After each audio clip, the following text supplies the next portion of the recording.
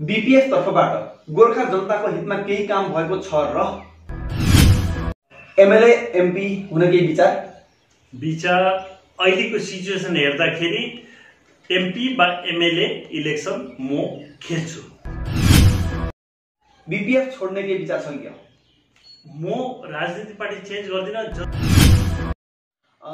परवर्ती समयमा कुनै गोर्खा जातीय संगठनमा हजुरलाई देख्न पाइन्छ क्या?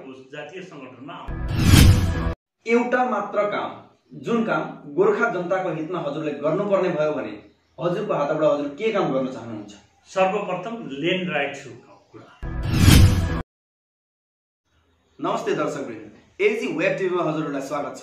आज हामी राजनैतिक हावाको खबर लिँदै बीटीआर तर्फ आइपुगेका छौँ र बीटीआरमा राजनैतिक वातावरण कस्तो रहेछ यस बारेमा आज हामीले चर्चा गर्न निम्ति आएर ल्याएका छौँ। हामी उपस्थित भएका छौँ विशेष गरी माधव कार्कीज्यूको सामु।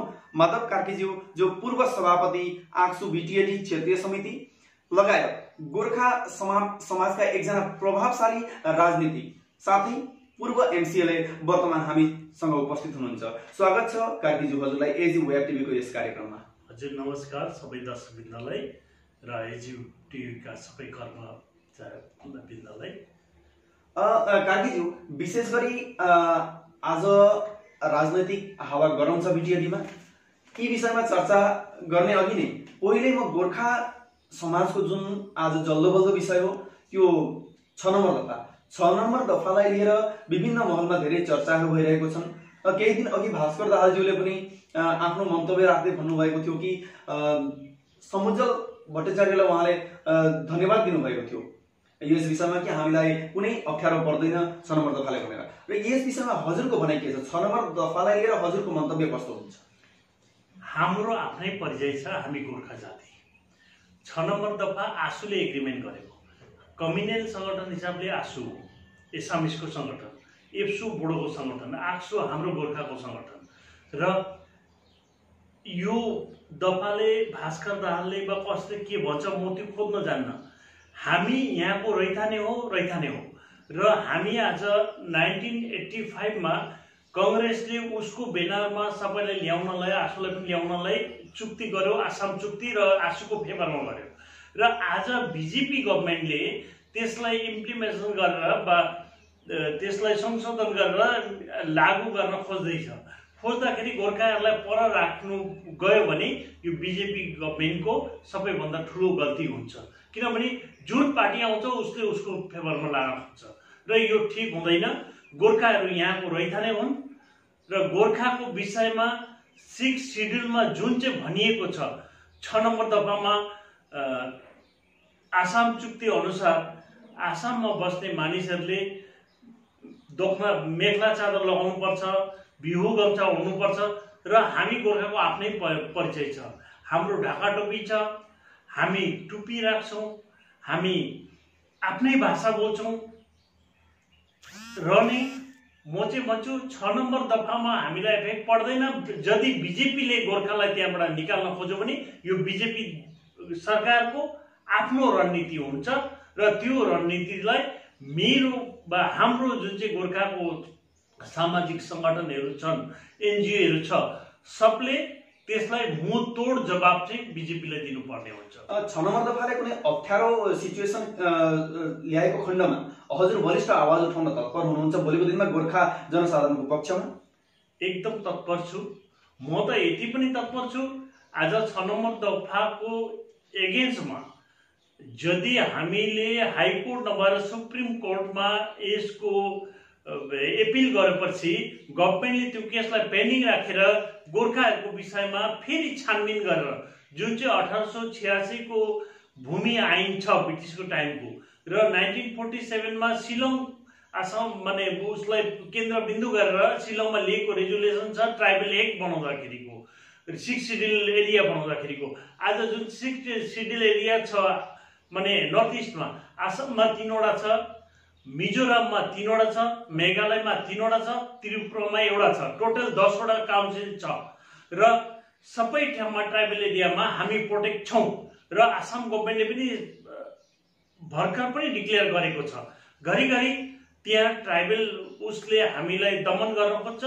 यो चाहिँ हाम्रो युनिटी नहुनुको कारण।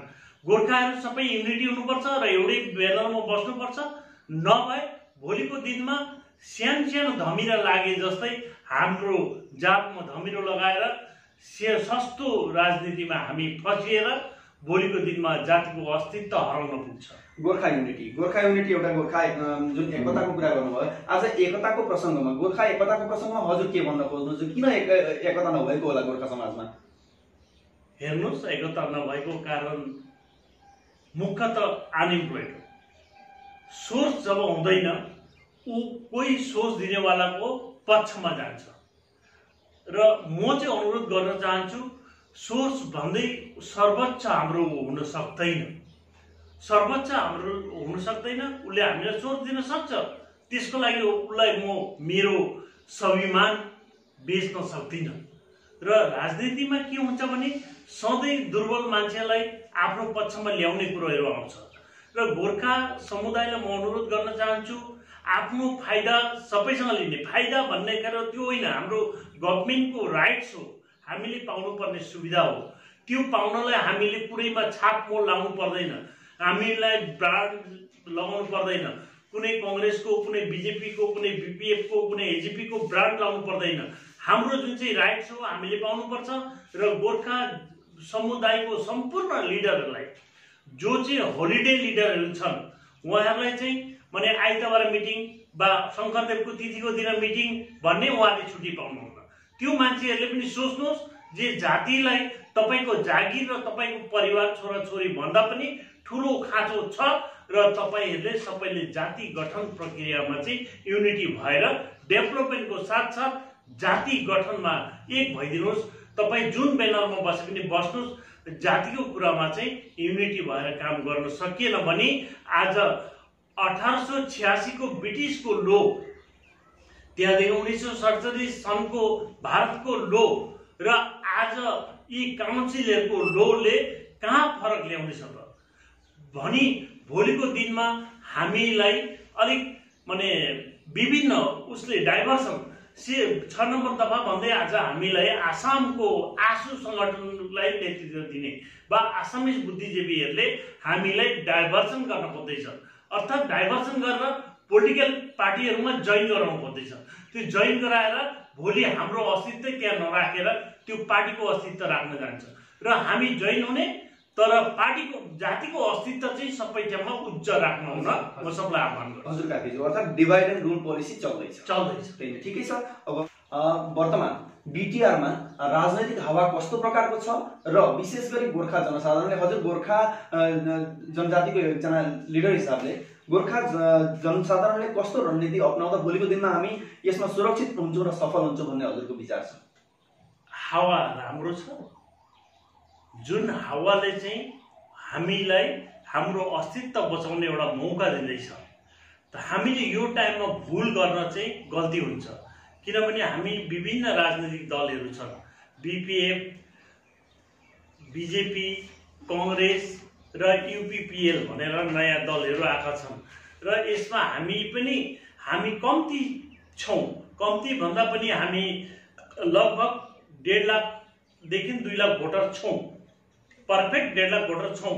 जस्तै कोक्राझारसम्म एमपी समष्टिमा हामी 65,000 छौँ र उदालगुडीमा हामी 65 भन्दा अलिक बढी छौँ भन्दा हाम्रो 1.5 लाख भोटर छौँ। यी 1.5 लाख भोटरहरू राजनीतिमा चाहिँ भोटको गल्ती हुँदो रहेछ, जातिको गल्ती हुँदैन। भोट कसले कति दियो र हामी भोट आएपछि विभिन्न संस्था सङ्गठनको जन्म हुन्छ हाम्रोमा र हामी माने विभिन्न तरिकाले पाखुरा सुर्किन्छौँ र कसैको लागि पाखुरा नसुर्किने, जो जहाँ जुन दलमा छ भने पनि भोलि हाम्रो त्यो दलले हाम्रो राजनैतिक अधिकारमा कतिको चिन्ता गर्छ, हाम्रो भूमिक अधिकारमा कति चिन्ता गर्छ, उनीहरू हाम्रो शुभचिन्तक हुन सक्छ कि सक्दैन, भोलि अनइम्प्लोइडको विषयमा कति चिन्ता गर्न सक्छ।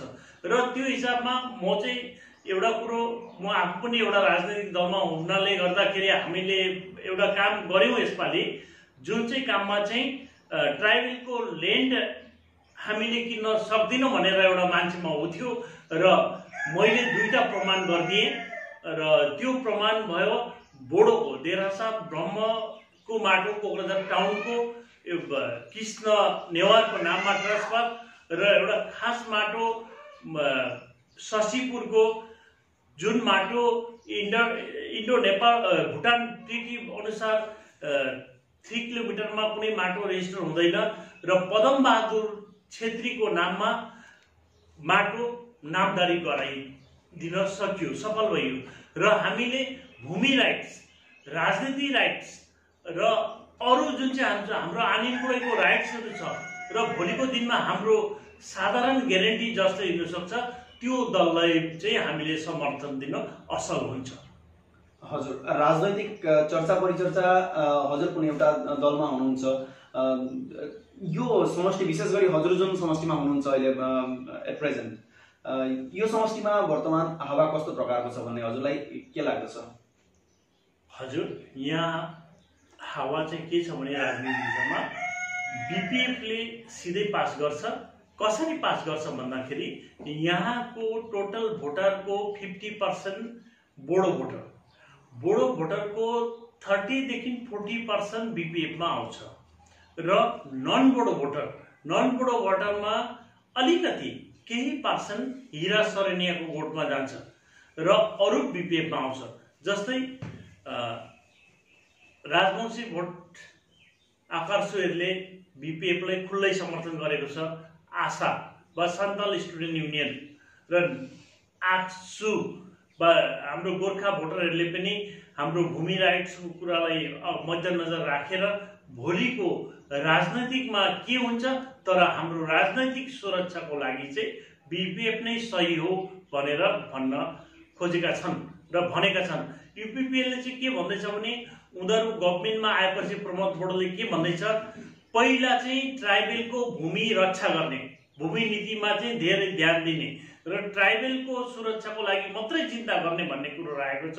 त्यो कुरोले गर्दा म सबैलाई अनुरोध गर्छु, जे भोलि प्रमोद बोर्डो यहाँ आयो भने भोलि हामीलाई 6 नम्बर दफा त होइन, अर्कै कुनै दफा निस्किएर चाहिँ हामीलाई जुलुम गर्छ। किनभने प्रमोद बोर्डो एउटा कम्युनल सङ्गठनको मान्छे हो, उसले खुला मञ्चमा भनोस् न, आज ओपन भनोस्, जे गोर्खाहरूलाई ल्यान्डको प्रोटेक्सन र दिन्छु भनोस्, त्यतिखेर त्यो भिन्दै कुरो हो राजनीति गर्न। तर उसले चाहिँ ट्राइबलकै प्राधान्य दिन्छु भनेर भन्दैछ, जसमा नयाँ पार्टी छ, कम्युनल सङ्गठन गरेर आएको हो। त्यसैले म अनुरोध गर्छु, बीपीएफले यसमा पर्सेन्टेज वाइजमा आराम चाहिँ जित्छ। यसमा बनरगाउँमा हुनसक्छ नर्दर्न पार्टमा हतियारको राजनीति चल्दै थियो भने पनि आज अलिकति सम्भव भएको छ। त्यही पनि ती चेहराहरूले गर्दाखेरि कुनै कुनै गाउँमा यूपीपीएलमा भोट जान सक्छ नेपालीको, तर आदिवासीको जाँदैन, राजवंशीको जाँदैन, यो कन्फर्म छ। र त्यसैले गर्दा बीपीएफ फेरि सरकारमा आउने एक निश्चित भइसकेको छ। कार्कीज्यू, एमएलए एमपी हुन केही विचार अहिलेको सिचुएसन हेर्दाखेरि एमपी वा एमएलए इलेक्सन म खेल्छु। अर्को प्रश्न, बीपीएफ छोड्ने केही विचार छ कि? म राजनीति पार्टी चेन्ज गर्दिनँ। जतिखेर म इलेक्सन खेल्नेवाला हुन्छु, रुलिङ पार्टीले टिकट दिएन भने म जातिको नाममा इन्डिपेन्डेन्ट भएर खेल्छु। किनभने इन्डिपेन्डेन्ट भएर हिरा शरणियाले जित्न सक्छ भने मेरो लागि त्यो ठुलो कुरो हुँदैन। परवर्ती समयमा कुनै गोर्खा जातीय सङ्गठनमा हजुरलाई देख्न पाइन्छ कि? यदि जातिको युनिटीको लागि आह्वान गरे भने त्यतिखेर म गोर्खा सम्मेलन होस्, गोर्खा परिसङ्घ होस् वा कुनै पनि पार्टी जातिको होस्, जातीय सङ्गठनमा आउँछु। एउटा मात्र काम, जुन काम गोर्खा जनताको हितमा हजुरले गर्नुपर्ने भयो भने हजुरको हातबाट हजुर के काम गर्न चाहनुहुन्छ? सर्वप्रथम ल्यान्ड राइट्सको कुरा, भूमि अधिकारको कुरो हो र जसमा मैले अलरेडी ठिक पनि गरिसकेको छु र अलिकति सफल पनि भएको छु। जुनमा रेभिन्यू ल्यान्डमा रेजिस्ट्रेसनमा म सफल भएँ। अब फरेस्ट ल्यान्डमा चाहिँ 3 पुस्ताको यिनीहरूले कुरा गर्दैछ र म फर्स्ट पुस्तामै गोर्खाहरूले पनि ट्राइबल सम अधिकार पाउन् भन्ने मेरो चेष्टा छ र म यसपालि गभर्नमेन्ट यदि हाम्रो आयो भने म फर्स्ट पुस्तामै गोर्खाहरूलाई पनि माने म्यादी त्यसलाई सिस्टममा, गभर्नमेन्टको सिस्टममा ल्याएर त्यो ल्यान्डलाई ल्यान्ड राइटको अधिकार उहाँहरूलाई दिनुहुन्छ। आजसम्म बीपीएफ तर्फबाट गोर्खा जनताको हितमा केही काम भएको छ र? त्यसमा फर्स्ट डेभलपमेन्टको समान रूपमा हुन्छ। विशेष गरी एम्प्लोयमेन्ट इस्युमा लिएर गोर्खा युथहरूको एम्प्लोयमेन्ट इस्युमा लिएर म नै सीएचबी को मेम्बर थिएँ। मेम्बर हुनु अगाडि पनि फिक्स पेमा धेरैजना थिए। 50 जना भन्दा बढीलाई एम्प्लोय गरेको छ, जसमा फुड इन्सपेक्टर 1 जना, फरेस्ट ग्रेड 1 मा 2 जना र अरू डिपार्टमेन्टको एलडीए को रूपमा 50 जना भन्दा बढी 5 वर्षमा यो कति वर्षमा एम्प्लोय भएको छन्। र यहाँ 6 सिड्युल इमेन्डमेन्ट गरेर 6 सिड्युल हुनको नाताले 6 सिड्युलमा बोडोल्यान्डको लागि स्पेशल कुनै रुल बनिएको छैन।